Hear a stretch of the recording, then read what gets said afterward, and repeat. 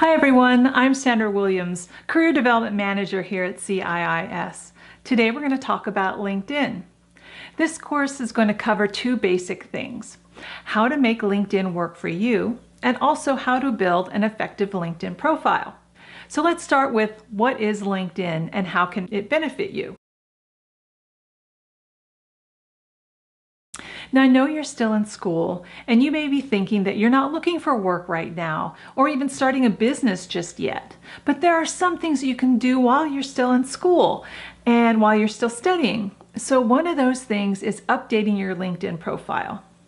Doing this all at once can be pretty overwhelming and time consuming, but if you update it gradually, it can be ready for you by the time you graduate. Now, I know what you're thinking. LinkedIn is more for those people in the corporate world and not necessarily for the wonderful world of eclectic, beautiful people here at CIIS. But regardless of whether you want to be a counselor, acupuncturist, healer, teacher, or all-out guru for world peace, you can get a lot of use out of LinkedIn. LinkedIn is the #1 social networking source in the world. It has 500 million members and it's in over 200 countries. Its overall mission is to connect the world's professionals to make them more productive and successful. Pretty cool, right? Traditionally, LinkedIn has been used for networking, but more and more people are using it to find out more and learn more about individuals they want to work with, such as yourself. Before they hire you for a service or for employment, people may want to check out your background, your experience, your education, and so forth. I know I personally did this when I was choosing a wellness coach from Kaiser. I had a list of coaches to choose from. I knew I wanted somebody who was holistic, and so I went to their LinkedIn profiles and found the person who met my criteria. Likewise, potential clients and/or potential employers may want to learn more about you before working with you. So I know people typically check out reviews on Yelp and Google and so forth before they choose a practitioner, but these sites are limited in that they don't tell you about someone's background or their education or their experience. They also may be unjustifiably negative sometimes. With LinkedIn, however, you have the ability to position yourself as the professional you want to be seen as.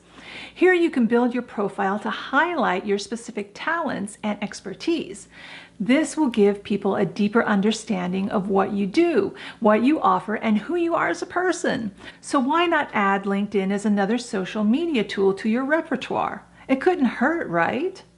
On a side note, you may want to connect with others for networking purposes. You may want to socialize with others in your field, perhaps get their advice. LinkedIn is first and foremost a networking tool after all. Someone is more likely to respond to you if you have an effective LinkedIn profile already created. So let's dive into building an effective profile. Let's start with the basics. Do you have a picture? Do you need one? Yes. Why? Because people are simply more likely to connect better with a face. And according to LinkedIn, you're 11 times more likely to have your profile viewed if you have a photo. When choosing a photo to display, it's important that you have an idea of the image that you want to convey of yourself.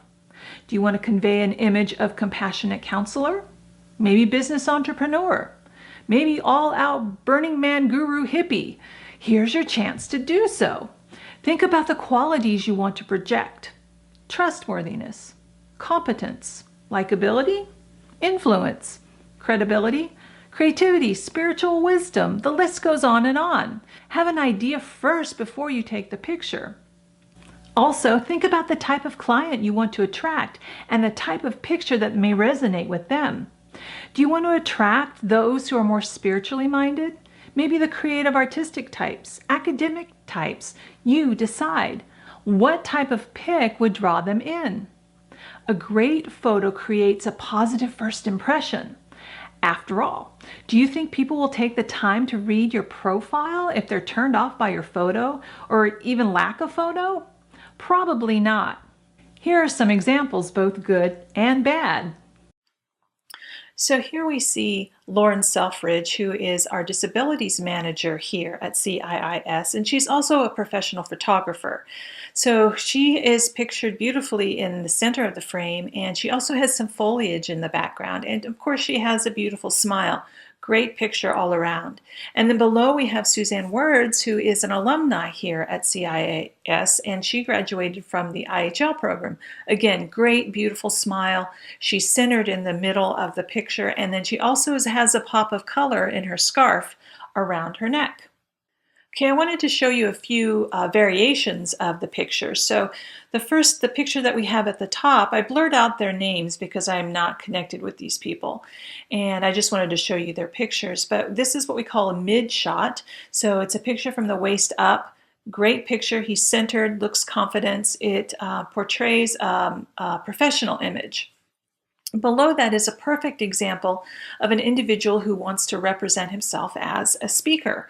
And so we have a picture of him in action. So behind him you see a backdrop, and he's obviously at a podium with a microphone speaking. So this is a perfect way, a perfect example of how you can portray an image of yourself in your photo.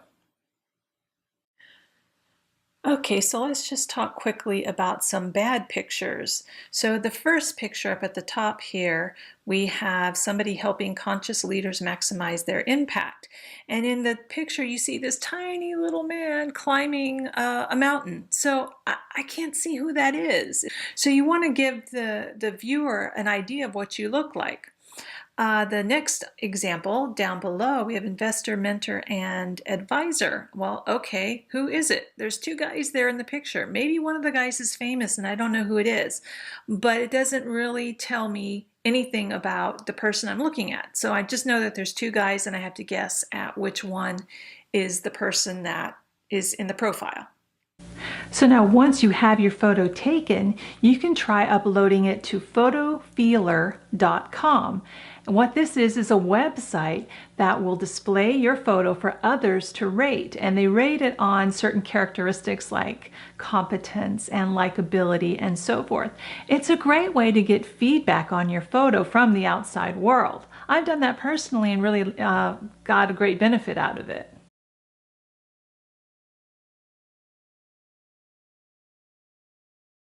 Okay, so let's talk about your job title. Now, normally LinkedIn will take your most recent job title from your work history, but you have the opportunity to change this and customize it. So maybe in the past you were a sales associate, or maybe an IT professional, or maybe you have no work history at all, but maybe you want to change careers. After all, that's why you're going back to school, right? Here's your opportunity to position yourself as the professional you want to be seen as. So here are some positive creative examples. The first one is Vince Caminiti. I used to actually work with him, and so because he was a career professional, he thought that he would jazz up his title a little bit, and so he added Training Jedi to the end of his title to put a little more fun to what he does. And then there's Caitlin Gortz, who I've never met, who took the opportunity to add extraordinaire at the end of her title. Now, if you don't feel comfortable or if you feel it's a bit braggadocious, that's fine. You can go with a title that's a little more descriptive. You could just clearly state what it is that you do. But the point that I want to make is that you want to try to take the opportunity to make yourself stand out a little bit, and at the same time, tell your viewer what it is that you do. So the idea is to include some key words in your job title so that people can find you when they're searching. But it's also a good idea to have some creativity in your title as well to help you stand out. So in a sense, it's a balance between the two. Now, as a side note, you can customize your LinkedIn URL, the one that LinkedIn automatically generates for you. You know, the one that has the random million characters behind your name? You can do this so that it makes it easier for people to remember your URL. Let me show you how. So I'm here on the home page, and you notice I have my profile here on the left. So I'm going to go ahead and click on that. Now you'll notice on the right we have Edit Public Profile and URL. So I'm going to go ahead and click on that. And also on the right here, you'll see Personalize your URL. Okay, so here I have my customized URL. I've already changed it. So if I wanted to change it, I click on that little pencil and I would go ahead and change. It'll allow you to change anything to the right of this last hash. So I've changed mine to Sandra Williams CCC, which stands for Certified Career Coach. Now you can change it to just about anything as long as you stay within these parameters here, that it contains 5 to 30 letters or numbers, and that you don't use specific symbols or special characters. So it allows you some creativity. Once you're done, you click Save, and that's it. Okay, let's talk about your contact information. Keep in mind, this information is going on the World Wide Web, so you want to be mindful about what you're putting out there. So, of course, you want to put your business phone number and your business email, and of course, refrain from putting any personal information out there. Just keep in mind, you want to put some kind of contact information so that those seeking to contact you can do so easily.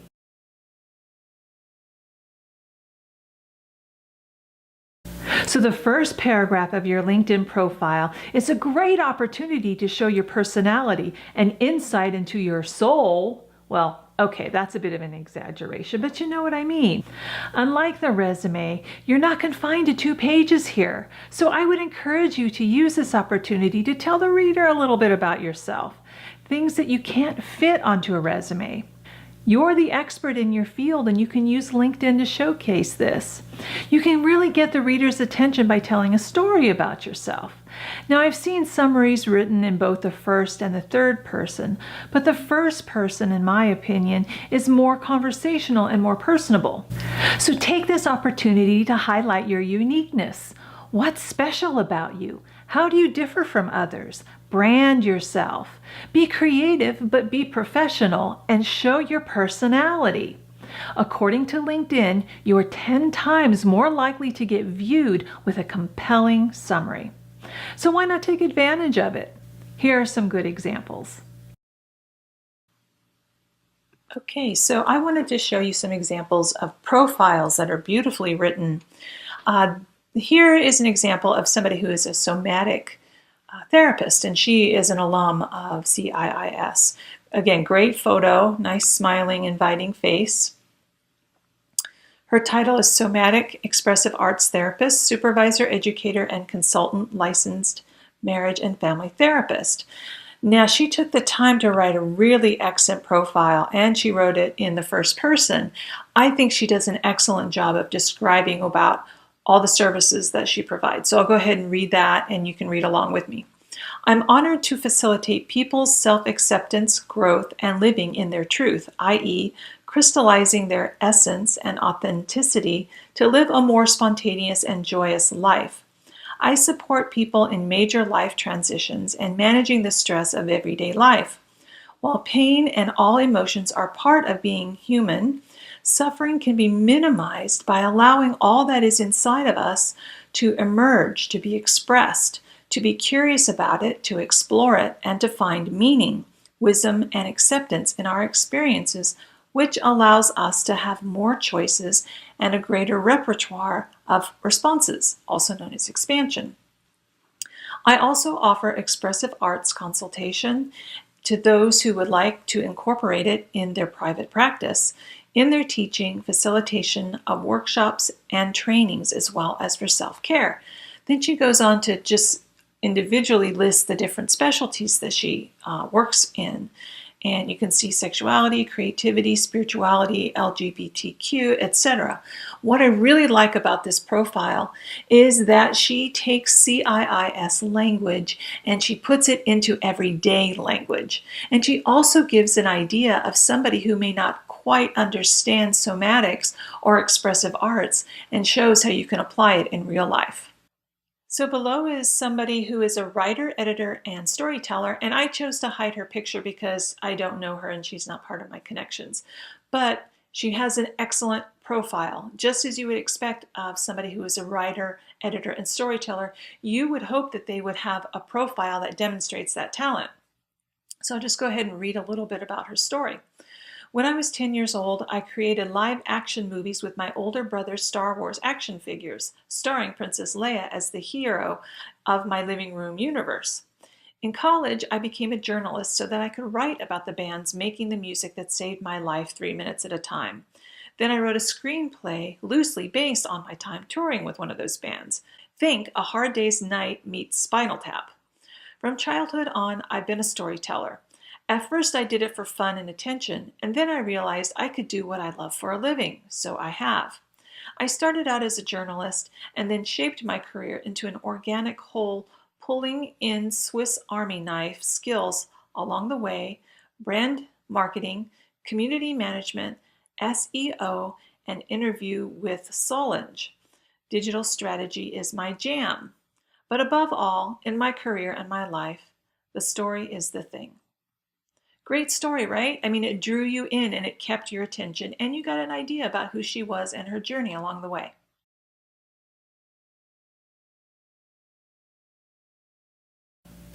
Lastly, let's talk about the experience section. Here you can highlight all your past jobs and types of tasks you want people to know about. Be sure to talk about your success stories. If you have very little work experience, be sure to mention all that you learned here at CIIS. Don't assume that everybody knows all that goes into your degree. Some of you have very specialized degrees, and this is an opportunity to explain it to your reader. Take some time to list out the various courses you completed, especially those courses that emphasize the areas where you want to practice.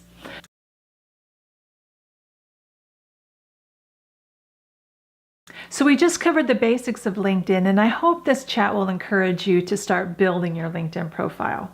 Remember, take baby steps and build it step by step. It doesn't have to be a big ordeal. Taking small steps now will mean less that you have to do after you graduate. If you have any questions or would like for me to review your LinkedIn profile, feel free to reach out to me. You can book some time with me on my CIIS. If you go under Student Affairs, you go to Career Development on the left, you'll see a box where you can book some time with me. Fill out the form and send me your information, and I'll reach out to you. Best of luck to you. I hope to hear from you soon. Take care.